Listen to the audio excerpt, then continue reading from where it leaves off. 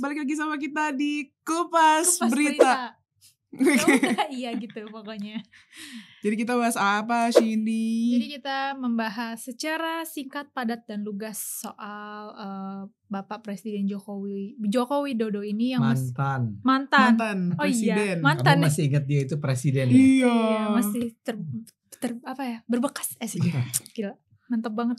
Pokoknya jadi mantan presiden Indonesia ini Bapak Joko Widodo itu walaupun udah gak menjabat lagi sebagai presiden, tapi tetap mendapat semacam serangan lah, kayak ujaran kebencian gitu. Padahal kan beliau ini udah gak jadi presiden, tapi kenapa masih diserang sama beberapa pihak gitu. Salah satunya adalah Ketua DPP PDIP Bapak Roni Talapesi. Jadi Bapak Roni Talapesi ini mengkritik sikap mantan presiden Bapak Joko Widodo yang masih kabarnya terlibat dalam pilkada, cawe-cawe lah istilahnya gitu. Jadi emang sih nggak ada larangan, cuman menurut Bapak Roni ini kok kalau misalnya ada keterlibatan Bapak Jokowi kayak kesannya presiden turun kelas gitu. Turun kelas banget. Kenapa turun kelas? Karena kok bisa sekelas mantan presiden ikut cawe-cawe, ngapain ikut terlibat salahnya dalam pilkada? Iya, makanya salahnya di mana? Masalahnya kan ini calon-calon kepala daerah kan emang pada datang, Bang. Iya, pada datang. Ketemu Pak Jokowi buat minta dukungan. Minta restu lah gitu. Cuman ya dilihatnya. Ya misalnya Pak Ridwan Kamil tuh kan memang khusus datang ke Solo kan? Iya, maksudnya kan. Sekarang pertanyaannya adalah kenapa orang seperti Pak Jokowi ini dianggap sebagai cawe-cawe dalam hal ini? Dia adalah seorang warga biasa karena dia ketika itu sudah dengan naik pesawat bukan private jet ya, dikawal oleh jet TNI.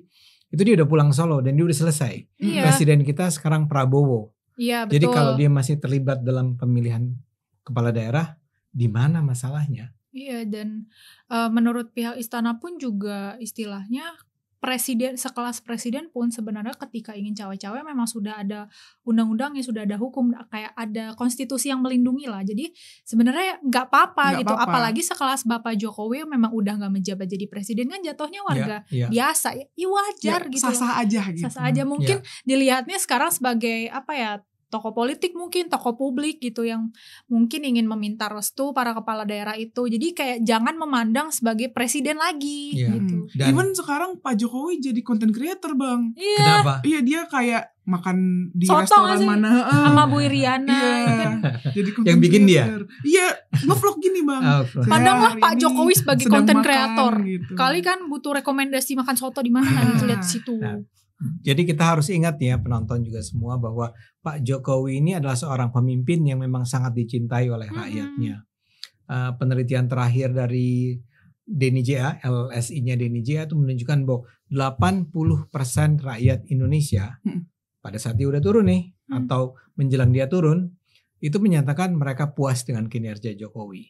Jadi memang dia adalah orang yang sangat dicintai oleh masyarakat luas. Ya, jadi wajar kalau kemudian sekarang para pemimpin yang sedang mau bertanding di berbagai daerah itu menemui dia dong, mengingat dia adalah orang yang dicintai kan, dan juga mungkin meminta restu, maksudnya kayak sekedar minta restu aja, kok nggak lebih atau kayak bimbingan Pak Mentor gitu. Saya harus ngapain nih? Iya. Mohon bimbingannya suhu, mohon bimbingan.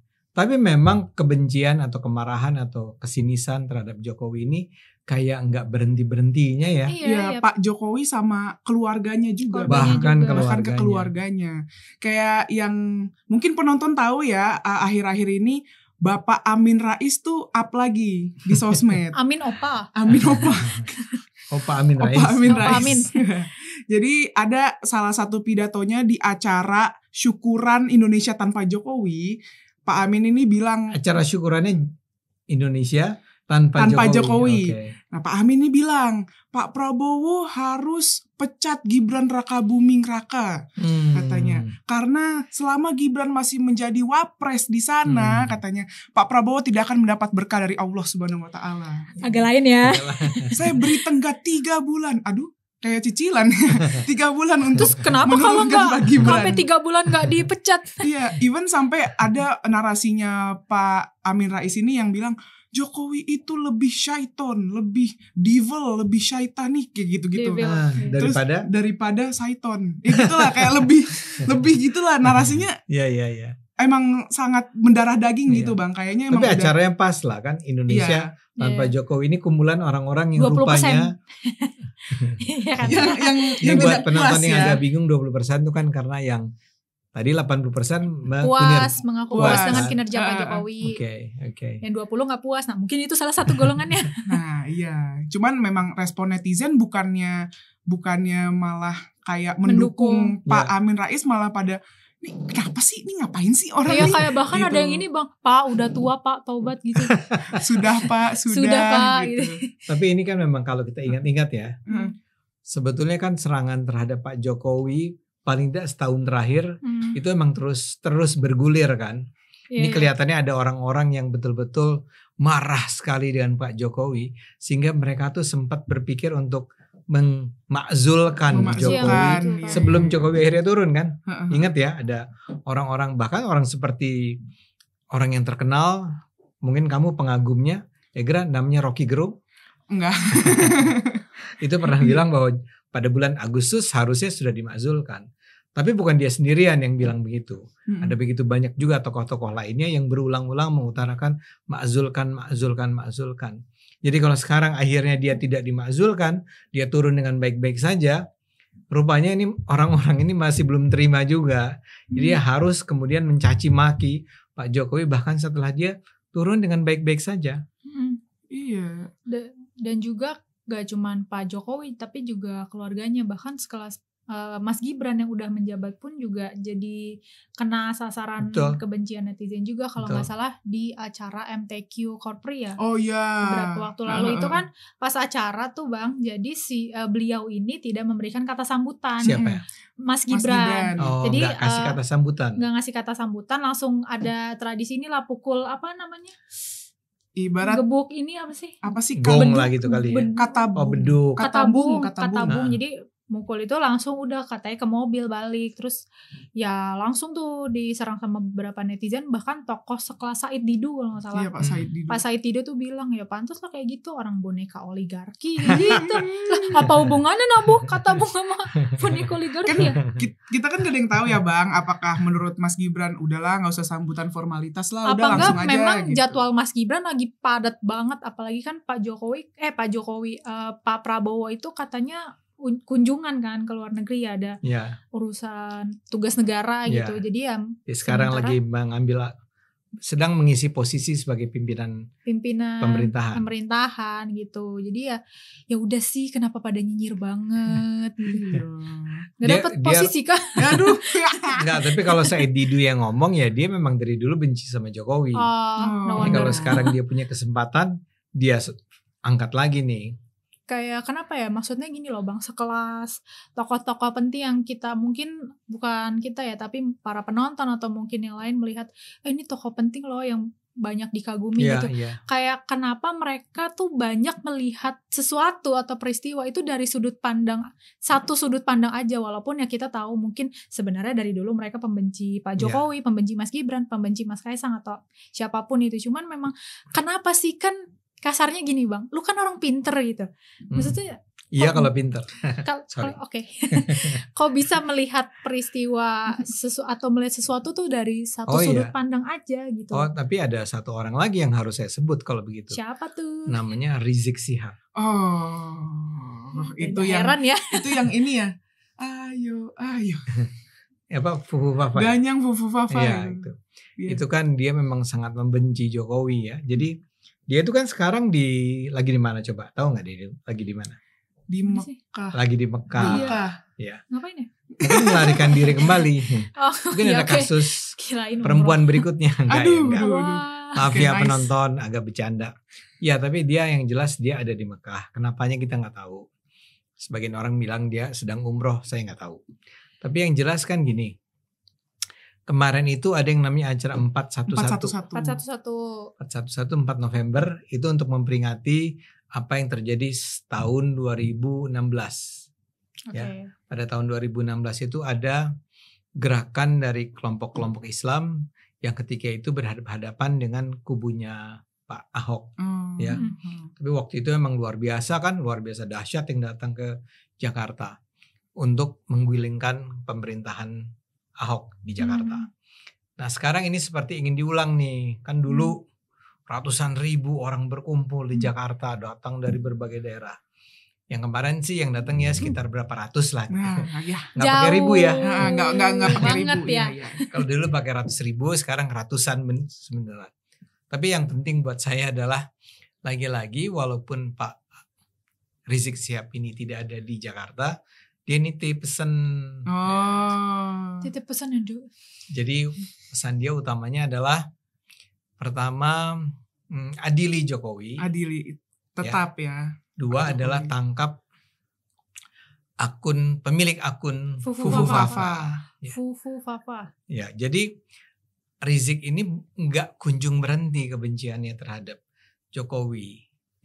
Dia berulang-ulang mengingatkan bahwa ya Jokowi itu jahat lah ya. Sesuatu yang bisa kita pahami juga sih kalau melihat Rizik Syihab dan Jokowi. Ya bukankah kita tahu bahwa di masa pemerintahan Jokowi itulah Rizik Syihab akhirnya ditangkap. Walaupun nggak lama sih, cuman nggak tahu sampai 2 tahun atau enggak gitu ya. Tapi kemudian FPI dibubarkan. Oh iya. Front Pembela Islamnya dibubarkan. Kemudian ada HTI juga dibubarkan. Jadi buat dia tuh rupanya, dan dia harus bertahun-tahun kan bersembunyi di Mekah waktu itu. Jadi rupanya itu membuat dia masih marah. Dan sekarang ketika sudah turun juga Jokowi, dia juga harus mengingatkan adili Jokowi dan gulingkan Fufufafa. Ini kelompok yang satu lagi nih. Dan kemudian ada acara, saya lupa namanya silaturahmi or something. 212 itu ya? Bukan. Bukan. Nah, ini mereka masih minta 411 cuman ratusan orang. Ya, dia mau bikin nanti 212. Ya lah, udah sepi masih aja. Tapi kan lucu kalau dulu kan jelas melawan Ahok kan, jelas supaya Ahok nggak menang kan. Kalau sekarang dia masih mikirin yang ini, Pak Gibran cacat demokrasi itu gak sih? Masih belum move on ini Bang. Masih di situ aja muternya. Dia marah kali ya sekarang melihat Gibran lagi memimpin Indonesia. Nah, jadi itu ada satu lagi acara silaturahmi yang mempertemukan para tokoh terus ada juga mahasiswanya tuh. Kalau nggak salah sesudah dilantiknya Pak Prabowo atau sebelumnya. Tapi yang intinya juga kurang lebih ya isinya maki-maki Jokowi ya. Jadi ada sampai katanya teriakan-teriakan tangkap Jokowi, adili Jokowi, gantung Jokowi. Aduh, serem banget ya. Sampai digantung. Coba kebalik mereka yang kita lihat. Jangan. Di Indonesia nggak boleh ada orang digantung lagi nih ya. Tapi menurut saya, ayolah ya. Sudahlah. Sudah. Semua bisa. Anda tuh berlawanan dengan 80% rakyat yang mencintai Jokowi. Tapi ini kelompok-kelompok Islam ini nggak semua kelompok Islam ya. Kelompok Islam yang ini aja nih. Yang tadi Anda bilang ada Amin Rais, ada Rizik Syihab, ada saya nggak tahu apakah Said Didu bisa disebut sebagai kelompok Islam ya. Tapi ada juga Refli Harun misalnya. Orang-orang semacam itu terus-menerus menyuarakan kebencian terhadap Jokowi. Sesuatu yang buat saya, kenapa Anda harus melakukan ini semua? Tapi kalau kata Gen Z nih Bang di TikTok ya, Pak Jokowi tuh vibes-nya masih presiden, makanya masih diserang katanya gitu. Makanya masih diserang terus padahal ya orang udah jadi content creator kan, udah vlogging, udah jadi kalau kata Pak Jokowi sebagai masyarakat biasa ya ke Solo, kembali ke Solo gitu. Satu lagi yang juga masih rupanya nggak bisa move on. Siapa tuh? Pendukung PDIP atau Ganjar. Wah, iya. Misalnya saja Pak Hasto Kristianto, sekjen nih. Iya. Itu bisa kalian dengar kan bahwa Pak Kaisang nih, Mas Kaisang, Mas Kaisang itu kan dinyatakan sudah terbukti tidak menurut KPK nih, tidak terbukti memperoleh gratifikasi. Ingat nggak kasus Jet itu? Iya. Ketika dia berjalan bersama istrinya kan. Nah, itu KPK udah memutuskan nggak ada gratifikasi. Ya udah pasti nggak ada gratifikasi kan. Wong dia itu bukan pejabat. Iya, bukan pejabat, betul. Terus Hasto bilang KPK bukan ditunggangi istilahnya. Dia takut bahwa ada yang menunggangi lah, ada yang tidak adil. Ada ketidakadilan di dalam keputusan tersebut. Maksudnya ya udahlah. Bapak dah yang jadi KPK gitu. Enggak, maksud saya kan gini ya. Bayangin Kaisang tuh datang sendiri loh ke KPK. Oh iya. Ketika lagi keramaian itu dia gak pernah dipanggil. Dia datang sendiri untuk mengklarifikasi bahwa saya waktu itu tidak memperoleh gratifikasi. Dia kasih bukti-buktinya kan. Yang kemudian oleh para netizen disebut nebeng tuh kan. Dia sih sebut nebeng, saya lupa, sorry. Siapa si Mas Kaisang sendiri menyebut nebeng. Ya. Terus kalau soal PDIP ini ada lagi nih seorang tokoh namanya Sukidi. Anda pernah dengar nggak? Oh, Sukidi. Sukidi itu adalah seorang PhD yang dari Harvard University. Ya, tapi dia memang dekat sekali dengan Bu Mega, dekat sekali dengan PDIP. Terus dia nulis nih beberapa waktu yang lalu, berapa minggu lah, di majalah Tempo yang mengatakan bahwa Jokowi itu adalah Hitler Jawa. Serem ya. Serem ya. Maksud saya come on. Kok ternyata pendidikan tidak menjamin. Ini yang ngomong anak lulusan S1 usia 23 tahun. Sukidi itu sebetulnya pinter. Saya heran ya. Orang itu pinter banget. Dia sekolah di Amerikanya hampir 20 tahun. Hampir 20 tahun. Dia pulang ke sini dan sekarang karena dia terlibat dalam pertarungan politik kali ya. Dia sebagai orang yang bicara atas nama merepresentasikan PDIP. Kok jadi begitu ya? Ya mbok ya jangan Hitler gitu loh. Tiba-tiba Hitler. Iya, misalnya siapa lah. Siapa? Misalnya Soeharto lah ya. Itu aja buat saya bermasalah tuh. Menyamakan Jokowi dengan Soeharto. Ya Pak Jokowi. Ya Pak Jokowi itu kan orang yang berhasil memimpin Indonesia selama 10 tahun. Dicintai 80% rakyat loh. Hitler itu kejam, otoriter, membunuh, genosida. Ya. Dan betul-betul anti demokrasi. Masa Pak Jokowi dibilang anti demokrasi? Ya. Sekarang sih intinya sesimpel kalau misalnya Pak Jokowi ini kita balikannya, emang kontribusi kamu apa buat Indonesia? Ya memang para Gen Z membalas komentarnya seperti itu ya, kontribusinya apa buat gitu Indonesia? Ya? Kalau cuma jadi beban udah nggak usah komen. Kalian nih kan Gen Z nih, ya. Kalian sendiri nih jujur nih, orang yang dengan Pak Jokowi, timnya Jokowi atau? Oh tim dong. Kita tim pro. Kita Jokower sejati sih. Oh. Kalau Bapak ngonten, ntar kita ngonten Pak. Nanti kita repost konten Bapak. Tapi teman-temanmu gimana? Ya kalau teman-teman mah kan beda-beda ya. Beda kubu juga ada anak abah, ada kalau dulu kan namanya cebong kampret ya Bang. Ada cebong, ada kampret, tapi ya sudah gitu kan. Kan yang penting kan sekarang kan ini Bang, bersatu buat kemajuan Indonesia kan. Nah, ini yang ini semangatnya dahsyat ini. Kaum yang nggak bisa move on ini yang berisik sebetulnya. Ya. Kita udah punya presiden baru dan Prabowo juga dicintai rakyat. Betul. 90% kalau nggak salah masyarakat percaya. Ya, jadi kita lagi di jalan yang baik, kita jalan yang benar. Jadi para pembenci Jokowi udahlah, ini mah lagi eranya Pak Prabowo bersih-bersih guys. Ya. Tikus-tikus pada diusir. Oke. Apa namanya? Siapa yang diusir? Tikus. Oh tikus berdasi. Amin. Tikus di rumah saya sih ada ya satu. Satu lagi. Oke, mungkin itu aja yang bisa kita bahas di Kupas Berita kali ini. Kalau penonton ada saran-saran ide konten boleh komen di bawah. Jangan lupa like, comment, subscribe. Jangan lupa apa sih? Jangan lupa stay tune terus di episode Kupas Berita berikutnya. Bye-bye.